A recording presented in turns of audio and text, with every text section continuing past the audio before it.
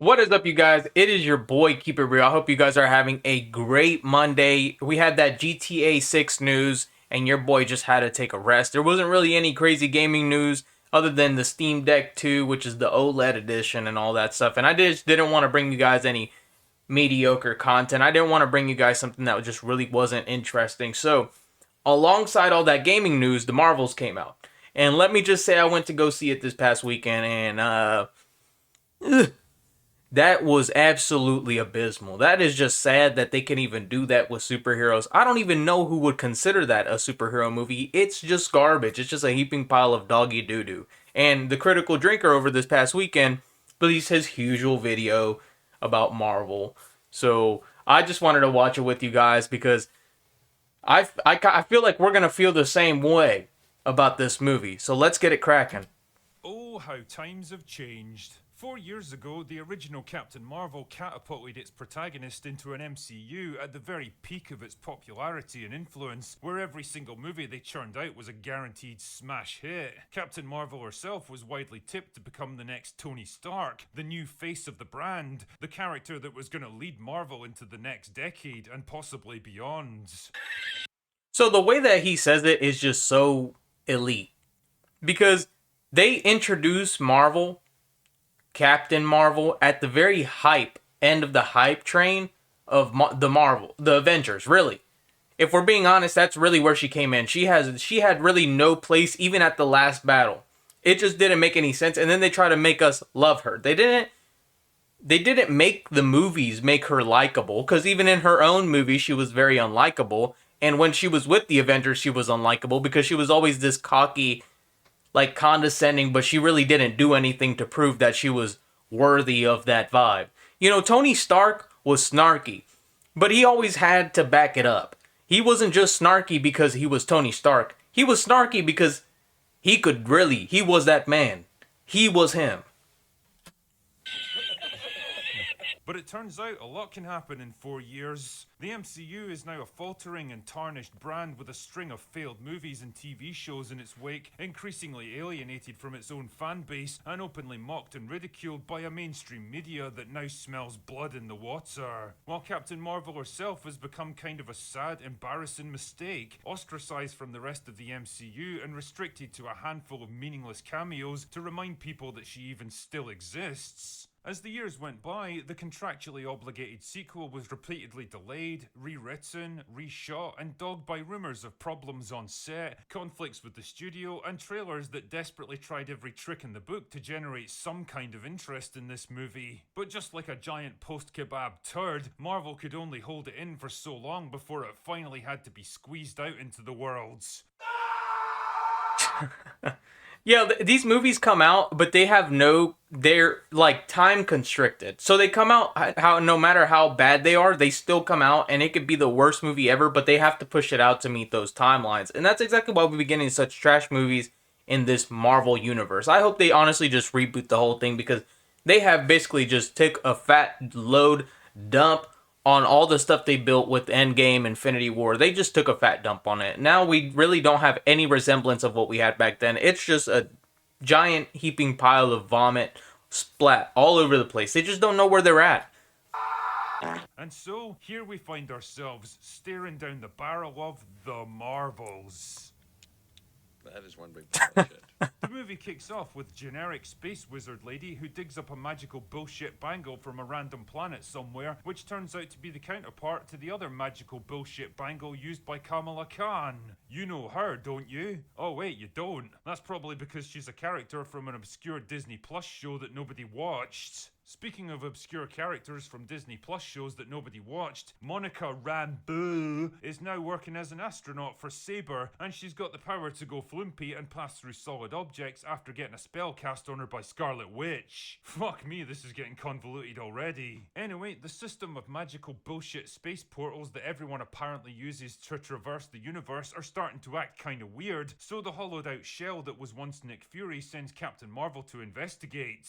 And wouldn't you know it, Monica Monica Rambeau decides to investigate one herself at exactly the same moment. Oh my goodness, what are the odds, eh? Then there's a big energy surge and everyone swaps places with everyone else. Although it did have me wondering why their clothes go with them, but Monica Rambeau's spacesuit doesn't. Probably because the prospect of a teenage girl explosively decompressing on our screens would have turned it into a very different movie, but whatever. The point here is that all three of our diverse heroes are now quantum entangled, so if two of them happen to use their powers at the same time, they'll magically swap places. Well, when it's convenient to the plot at least. Why does this happen? Don't know. Just consume product and then get excited for next product. Anyway. Yeah, seriously, Marvel has just been Disney has just been saying eat this, eat that. I saw the Inside Out 2 trailer, and that's probably the most hyped movie I've seen a trailer for coming out from Pixar Disney. I swear.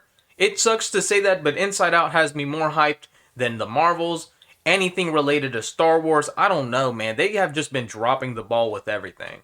Much hilarity ensues before the three of them figure out that all of this is being orchestrated by generic space wizard lady, who's actually a Kree fighting to save her homeworld from extinction after Captain Marvel triggered a destructive civil war by destroying the AI that was keeping everything running. And that also caused their son to die out somehow, because civil wars are well known for that sort of thing. Fuck me, who wrote this nonsense? Oh yeah, and the more she messes with the magical bullshit bangles, the more damage it does to the magical jump point network, ultimately threatening to tear apart the fabric of reality itself. Oh my goodness, another Marvel movie about a giant scary space portal that has to be closed before it destroys the entire universe. Truly, their imagination knows no bounds. So the three diverse women have to learn to work together to stop generic space wizard lady from destroying the multiverse or something, while Nick Fury contends with an outbreak of alien cats on his space station. And then they seal the portal, but oh no, Monica Rambeau gets stuck on the other side in a different reality where Beast from X-Men shows up for some reason, and her mom that most people forgot even existed is apparently still alive. No way! Speaking of X-Men, I truly hope that with the Deadpool movie having Wolverine in it, they just go away from every Avengers character and just go pursue that. I would much rather see an X-Men, Fantastic Four, all that jazz, because they did the Fantastic Four absolutely dirty in Doctor Strange with the Illuminati thing they had going on. I don't know. They just... there's really no words for me to describe how stupid most of this stuff in the MCU really is right now. That's it. That's the plot for the Marvels. Oh my gosh, I can't believe You know he's when not you the bump Witcher into some anymore. asshole who made life miserable in high school that you haven't seen in like 10 years, and you notice they're wearing faded jeans and a sweat-stained t-shirt, they've gained 50 pounds and smell vaguely of cheap booze and stale urine. You might have imagined you'd feel some kind of satisfaction in the knowledge they've failed so spectacularly, but instead all you experience is a lingering sense of sadness and pity. Well, that's kind of how I felt watching the Marvels. It's 105 minutes of absolute directionless, passionless, unfunny cringe, awkwardly chopped and spliced together from what I assume was once a much longer cut, and shuffling embarrassingly onto the screen like even it knew how shit it was and just wanted to get the whole painful experience over with as quickly as possible. And in a lot of ways, it really wasn't the film I imagined. I expected some defiant last stand against the armies of haters just waiting for it to fail, a production bloated by ego and consumed by bitterness, well aware of its impossible position and determined to go out guns blazing. Instead, what we got was a weirdly small, unambitious, almost apologetic kind of film, half-heartedly going through all the old Marvel tropes but knowing how trite and predictable they've become. A film made by a studio that's lost its confidence, lost its magic, lost its way. I mean, on the plus side, the obnoxious preoccupation with tearing down some imagined patriarchy and proving how Captain Marvel could do everything better than the boys that blighted the first movie is more or less absent here. I never got the sense that the film was trying to push any particular agenda or preach to me about social or political issues, so that makes a nice change from Marvel. You've got to do better, Senator. You've got to step up.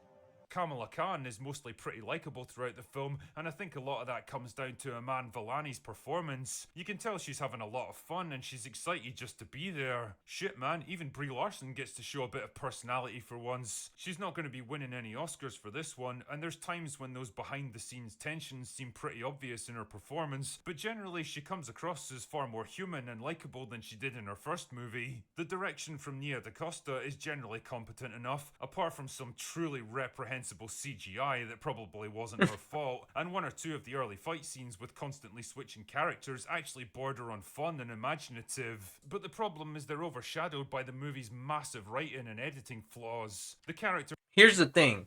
It's not that these characters are not likable. It's not the reason I don't like the current state of Marvel isn't because these characters are trash. It's not because these characters couldn't be something I would be excited to watch. It's because they have done a terrible job to showcase their point in the entire story. None of these characters are bad. They're just badly written. They're just badly directed. All these movies are bad not because the character themselves is just a trash character. It's because, one, they write a terrible script and they make them seem like they're just egoist and they don't care about anybody else but themselves. Two, every shot feels so forced. Like, most of the fight scenes don't even feel like they naturally occur. They feel like the superhero wants to fight. Every time I've been watching these MCU movies, it's like the villain is the most reasonable person, other than the Guardians of the Galaxy. But seriously, in all the other ones, it's like the villain is just, but the superhero is like consistently trying to fight them. Like the villain could be dead, and they would still try to fight the dead body. It's just forced. It doesn't make any sense. It's not like Thanos where he's like, I'm about to end half the universe. No, it's more like, I ate a taco and you're mad at me because I ate a taco. All the villains here do almost absolutely nothing. They don't seem significant. Heck, even Kang, who was supposed to be a huge guy in Ant-Man, got beat by a bunch of ants. But at the end of the day, what did he really do? You know what I'm saying? In the movie, he really did nothing. He accomplished no villainous activity. He was just there. He was just there to be a bad guy. You know what I'm saying?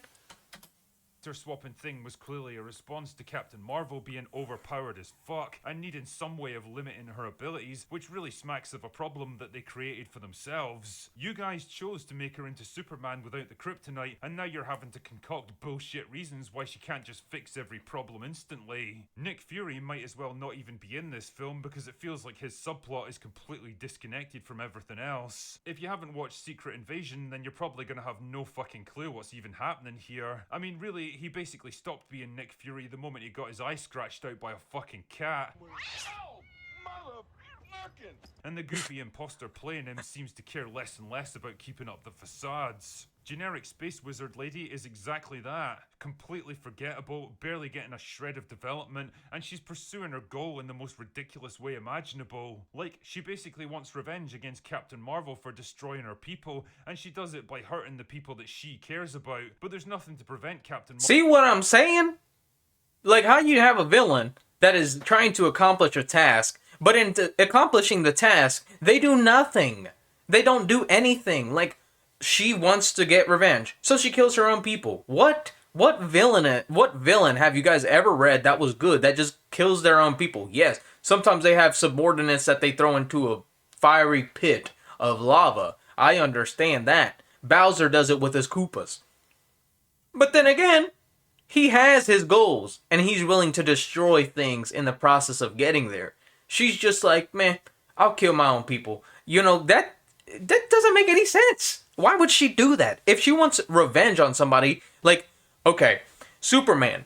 I didn't really like the DC Universe movies regarding Superman and even the Batman with Ben Affleck. But I will say that when a villain came through, he was coming through. There was no, I'm about to take care of my own people. No, when they want something, they're going to go get it. It makes no sense as to why they wouldn't just make it seem like Captain Marvel had a weakness, gets captured, boom, chaka. You gotta save her. I just don't understand who's writing these MCU movies. It's just like, do you guys understand what a superhero is? The quantum entanglement thing wasn't something she was even aware of until later in the movie, which means there would have been absolutely nothing to stop her. You can really tell that this film was butchered in the editing room too. Characters magically teleport from one location to the next with nothing to link them together, and I'm not even talking about the stupid bangle thing either. They just Yeah, that made show no up wherever sense. they need to be. Potentially interesting and character arcs and relationships are barely hinted at and then resolved with no real explanation. Like, one of the big sources of tension between Captain Marvel and Monica Rambeau is that she never visited her after her mother died because she triggered a Kree civil war and was apparently trying to fix it, but there's nothing to suggest that she actually tried to help them in any way. I mean, with all her godlike powers and abilities, she basically could have fixed most of their problems overnight. Or for example, imagine if Kamala Khan realised the woman she'd looked up to as a hero was actually a bit of a monster responsible for millions of deaths. What might that do to their relationship and her perception of her? Would it trigger a crisis of confidence? Maybe teach her to rely more on herself than putting others on unrealistic pedestals? Fuck knows, because the plot barely even addresses stuff like this. I mean, why bother with that kind of thing when you can have an excruciating song and dance sequence that goes on forever and serves absolutely no purpose to the story? Or an entire subplot about space cats eating people? All of it is nothing but a ridiculous conglomeration of absolute nonsense thrown together by a studio that's completely lost confidence in its own work, and in some ways,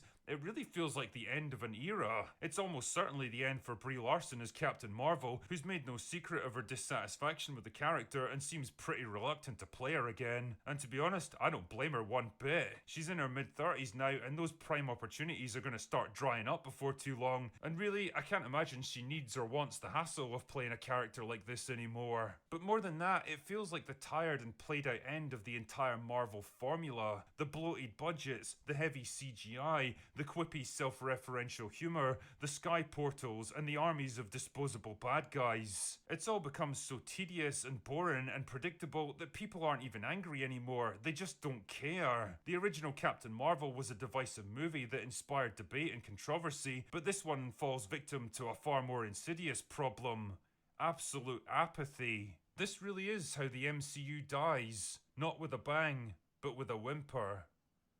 Anyway, that's all I've got for today. Go away now. So before I close out, I want to just kind of recap. So he's basically saying that this movie is garbage, and it really is. You shouldn't go pay money to go see this. You should not go to the movie theater and waste your time. I would see any other movie but this one again if I had the chance. Now, it's not in the sense of Captain Marvel being a bad character, but as he said, so Captain Marvel is responsible for tons of casualties, okay? Tons of deaths. So you tell me somebody comes, kills the people in your village, you get upset, and you go to kill them. Would you be the villain? Look, I'm saying this movie-wise. In a plot, does that make any sense? And then you're the villain because they killed your people, now you're trying to go over there. That makes no sense. Who's the villain here? Because it seems like you guys are equally balanced. You can't make one person look terrible. You can't make somebody a villain that did the same thing the person you're trying to claim as a superhero basically did. You cannot do that. There's like a misbalance there, and it makes the entire movie feel off. If this person, like the Guardians of the Galaxy, this guy was an abuser. He got people and used them as subjects in his research and created atrocities. Did tons of damage, painful research. It made people hate him because all he wanted to do was take over and become an infinite being. That's a villain. Because now you realize that these people are trying to fight somebody who was just ruthless. This is more like, she's there, she clapped my people, I'm gonna go clap her back. It's basically just a fight between two people that revolves around other people. It's who's the hero in that situation? Because it really seems childish.